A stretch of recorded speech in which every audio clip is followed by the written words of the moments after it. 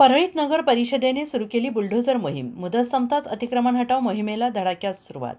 गेल्या अनेक वर्षांपासून परळी शहरातील वाहतुकीला अडथळा ठरणाऱ्या अतिक्रमणांवर अखेर नगर परिषद प्रशासनाने आज 7 एप्रिल रोजी थेट कारवाईचा बडगा उभारला आहे.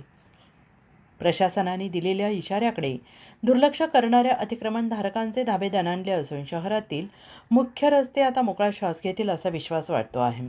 शहरातील मुख्य रस्त्यांचे रुंदीकरण कागदावर असूनही प्रत्यक्षात अतिक्रमणांमुळे हे रस्ते अरुंद झाले होते.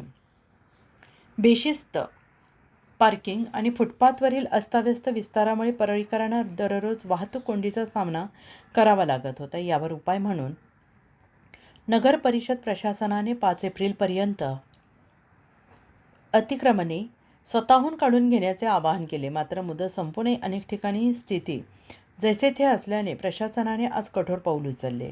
दिलेली मुदत संपल्यानंतरही अनेक ठिकाणी अतिक्रमणे जैसे थे असल्याने आज 7 एप्रिल रोजी सकाळीच नगर परिषद प्रशासनाचे पथक ताफ्यासह रस्त्यावर उतरले.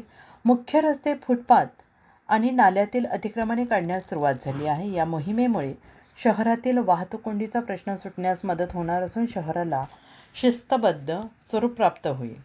नगर परिषदेच्या या धाडसी मोहिमेचे सामान्य परळीकरांनी उत्स्फूर्त स्वागत केलं आहे.